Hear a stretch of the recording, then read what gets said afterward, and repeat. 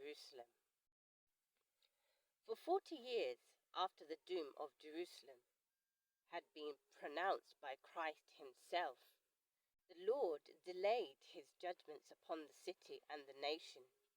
Wonderful was the long-suffering of God towards the rejectors of his gospel and the murderers of his Son. The parable of the unfaithful tree represented God's dealings with the Jewish nation.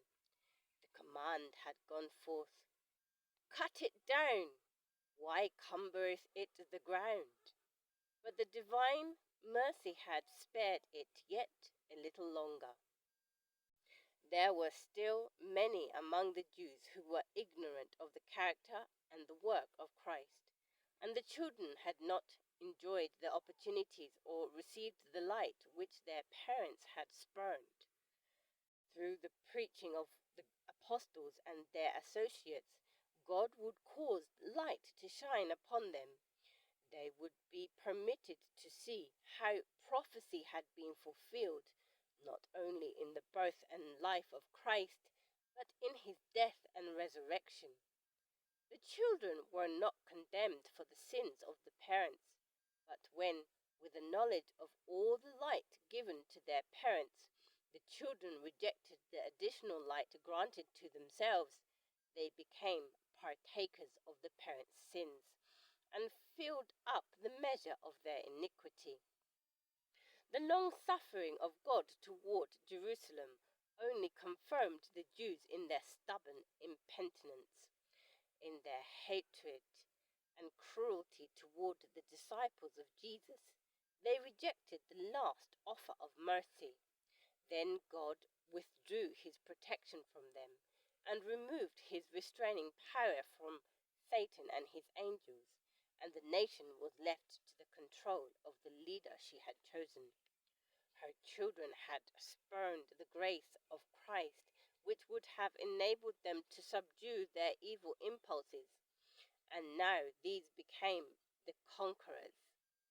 Satan aroused the fiercest and most debased passions of the soul. Men did not reason. They were beyond reason. Controlled by impulse and blind rage, they became satanic in their cruelty. In the family and in the nation, among the highest and the lowest classes alike, there was suspicion, envy, hatred, strife, rebellion, and murder. There was no safety anywhere. Friends and kindred betrayed one another. Parents slew their children, and children their parents. The cruel rulers of the people had no power to rule themselves. Uncontrolled passions made them tyrants. The Jews had accepted false testimony to condemn the innocent Son of God. Now false accusations made their own lives uncertain. By their actions they had long been saying, "Cause the Holy One of Israel to cease from before us." Now their desire was granted. The fear of God no longer disturbed them. Satan was at the head of the nation, and the highest civil and rebellious authorities were under his sway. The leaders of the opposing factions at times united to plunder and torture their wretched victims, and again they fell upon each other's forces and slaughtered without mercy. Even the sanctity of the temple could not restrain their horrible ferocity. The worshippers were stricken down before the altar, and the sanctuary was polluted with the bodies of the slain. Yet in their blind and blasphemous presumption, the instigators of this hellish work publicly declared that they had no fear that Jerusalem would be destroyed, for it was God's own city. To establish their power more firmly, they bribed false prophets to proclaim, even while Rome legions were besieging the temple, that the people were to wait for deliverance from God. To the last, multitudes held fast to the belief that the Most High would impose for the defeat of their adversaries. But Israel had spurned the divine protection, and now she had no defense. Unhappy Jerusalem, rent by internal dissensions, the blood of her children slain by one another's hands, crimsoning her streets, while alien armies beat down her fortifications and slew her men of war. All the predictions given by Christ concerning the destruction of Jerusalem were fulfilled to the letter. The Jews experienced the truth of his words of warning. With what measure ye mete, it shall be measured to you again. Signs and wonders appeared, foreboding disaster and doom in the midst of the night. An unnatural light shone over the temple and the altar. Upon the clouds at sunset were pictured chariots and men of war gathering for battle. The priests ministering by night in the sanctuary were terrified by mysterious sounds. The earth trembled, and a multitude of voices were heard crying, "Let us depart hence." The great eastern gate, which was so heavy that it could hardly be shut by a score of men, and which was secured by immense bars of iron, fastened deep in the pavement of solid stone, opened at midnight without visible agency. For 7 years, a man continued to go up and down the streets of Jerusalem, declaring the woes that were to come upon the city. By day and by night, he chanted the wild dirge. A voice from the east, a voice from the west, a voice from the four winds, a voice against Jerusalem and the temple, a voice against the bridegroom and the bride, and a voice against all the people. This strange being was imprisoned and scourged, but no complaint escaped his lips. To insult and abuse he answered only, "Woe to Jerusalem! Woe, woe to the inhabitants thereof!" His warning cry ceased not until he was slain in the siege he had foretold. Not one Christian perished in the destruction of Jerusalem. Christ had given his disciples warning, and all who believed his words watched for the promised sign. "When ye shall see Jerusalem compassed with armies," said Jesus, "then know that the desolation thereof is nigh. Then let them which are in Judea flee to the mountains, and let them which are in the midst of it depart out." After the Romans under Satius had surrounded the city, they unexpectedly abandoned the siege when everything seemed favorable for an immediate attack. The besieged, despairing of successful resistance, were on the point of surrender when the Roman general withdrew his forces without the least apparent reason. But God's merciful providence was directing events for the good of his own people. The promised sign had been given to the waiting Christians, and now an opportunity was afforded for all who would to obey the Saviour's warning. Events were so overruled that neither Jews nor Romans should hinder the flight of the Christians. Upon the retreat of Satius, the Jews sallying from Jerusalem pursued after his retiring army, and while both forces were thus Fully engaged, the Christians had an opportunity to leave the city. At this time, the country also had been cleared of enemies who might have endeavored to intercept them. At the time of the siege, the Jews were assembled at Jerusalem to keep the Feast of Tabernacles, and thus the Christians throughout the land were able to make their escape unmolested.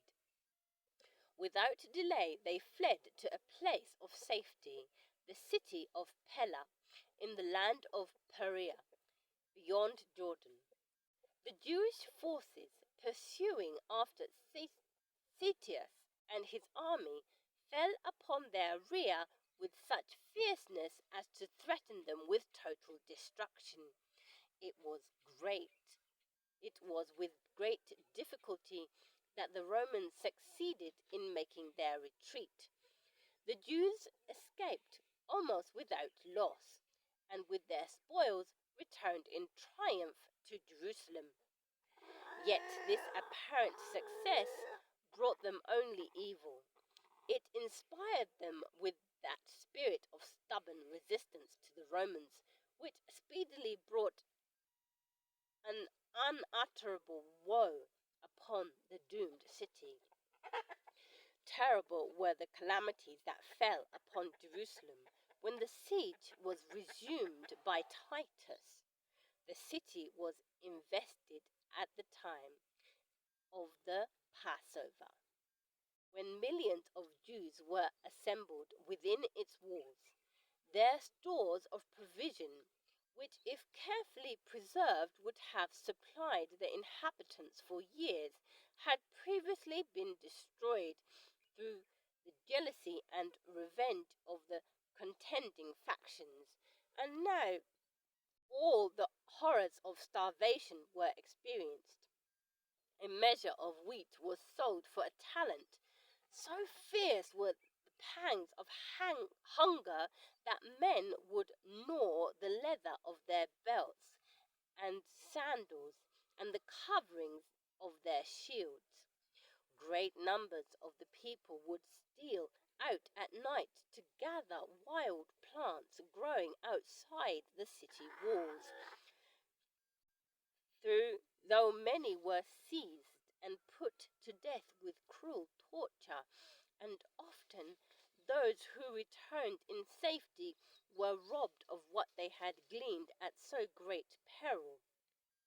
The most inhumane tortures were inflicted by those in power to force from the want-stricken people the last scanty supplies which they might have concealed, and these cruelties were not infrequently practiced by men who were themselves well fed, and who were merely desirous of laying up a store of provision for the future. Thousands perished from famine and pestilence. Natural affection seemed to have been destroyed. Husbands robbed their wives, and wives their husbands. Children would be seen snatching the food from the mouths of their aged parents. The question of the prophet, "Can a woman forget her suckling child?" received the answer within the walls of that doomed city. The hands of the pitiful women have sodden their own children. They were their meat in the destruction of the daughter of my people. Lamentations chapter 4 verse 10. Again was fulfilled the warning prophecy given 14 centuries before. The tender and delicate woman among you, which would not adventure to set the sole of her foot upon the ground for delicateness and tenderness, her eye shall be evil toward the husband of her bosom, and toward her son, and toward her daughter, and toward her children which she shall bear. For she shall eat them for want of all things secretly in the siege and straitness, wherewith thine enemy shall distress thee in thine gates. The Roman leaders endeavored to strike terror to the Jews, and thus seize them to surrender, cause them to surrender.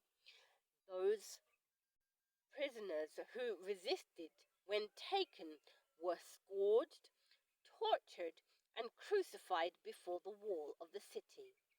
Hundreds were daily put to death in this manner, and the dreadful work continued until, along the valley of Jehoshaphat and at Calvary, crosses were erected in so great numbers that there was scarcely room to move among them. So terrible was visited that awful imprecation uttered before the judgment seat of Pilate, his blood be on us and on our children. Titus would willingly have put an end to the fearful scene, and thus have spared Jerusalem the full measure of her doom. He was filled with horror as he saw the bodies of the dead lying in heaps in the valleys.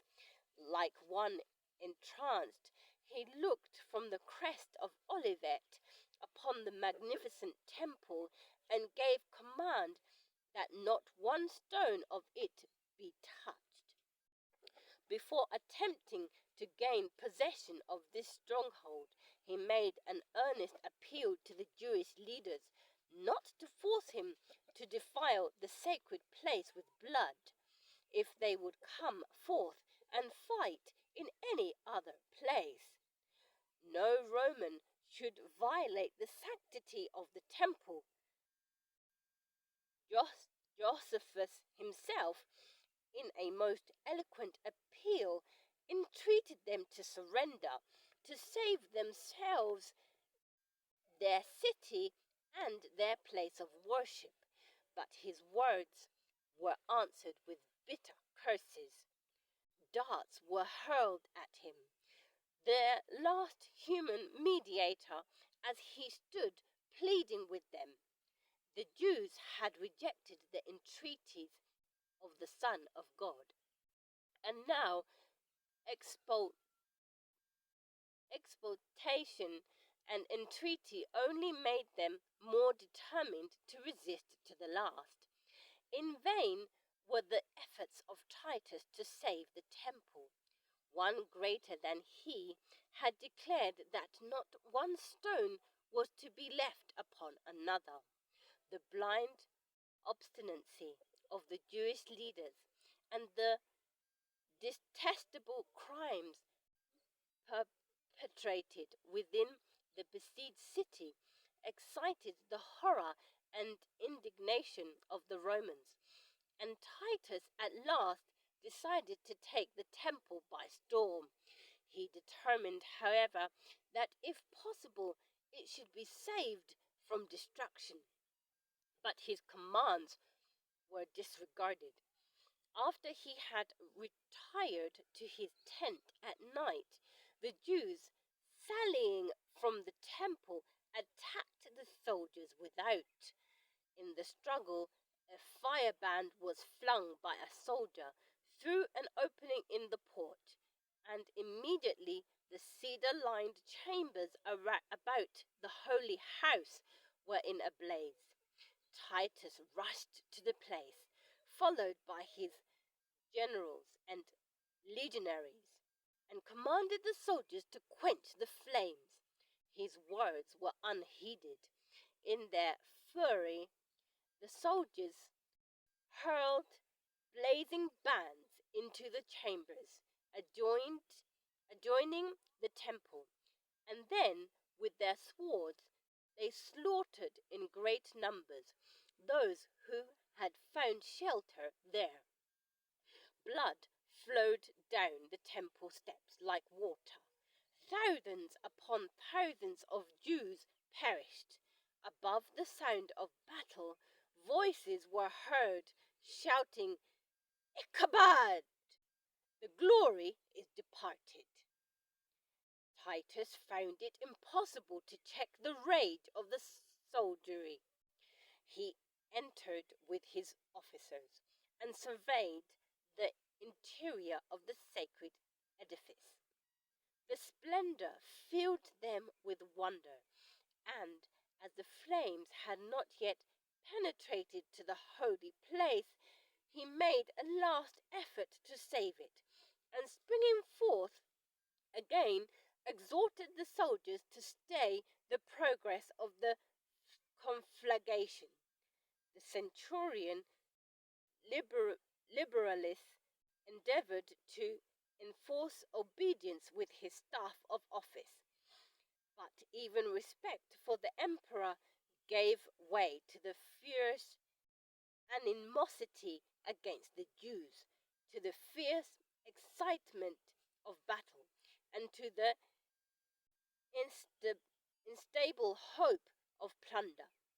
The soldiers saw everything around them radiant with gold, which shone dazzlingly in the wild light of the flames. They supposed that incurable treasures, incalculable treasures, were laid up in the sanctuary. A soldier, unperceived, thrust a lighted torch between the hinges of the door. The whole building was in flames in an instant. The blinding smoke and fire forced the officers to retreat, and the noble edifice was left to its fate. It was an appalling spectacle to the Romans. What was it to the Jew? The whole summit of the hill which commanded the city blazed like a volcano. One after another, the buildings fell in with a tremendous crash and were swallowed up in the fiery abyss. The roofs of the cedar were like sheets of flame. The guided pinnacles shone like spikes of red light. The gate towers sent up tall columns of flame and smoke. The neighboring hills were lighted up, and dark groups of people were seen, watching in horrible anxiety the progress of the destruction. The walls and heights of the upper city were crowded with faces, some pale with agony of despair, others scowling unavailing vengeance. The shouts of the Roman soldiery as they ran to and fro, and the howlings of the insurgents who were perishing in the flames, mingled with the roaring of the conflagration and the thundering sound of falling timbers. The echoes of the mountains replied or brought back the shrieks of the people on the heights. All along the walls resounded screams and wailings. Men who were expiring with famine rallied their remaining strength to utter a cry of anguish and desolation. The slaughter within was even more dreadful than the spectacle from without. Men and women, old and young, insurgents and priests, those who fought and those who entreated mercy, were hewn down in indiscriminate carnage. The number of the slain exceeded that of the slayers. The legionaries had to clamber over heaps of dead to carry on the work of extermination.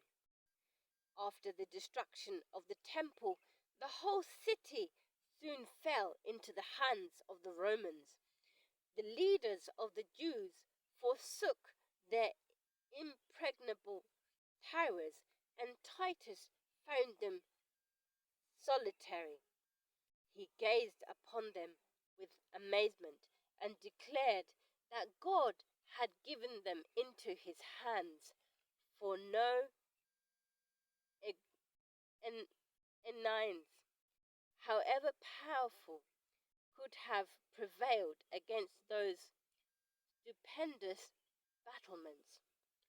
Both the city and the temple were razed to their foundation, and the ground upon which the holy house had stood was ploughed like a field.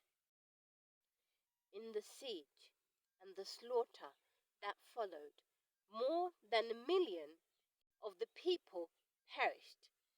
The survivors were carried away as captives, sold as slaves, dragged to Rome to grace the conqueror's triumph, thrown to wild beasts in the amphitheaters, or scattered as homeless wanderers throughout the earth.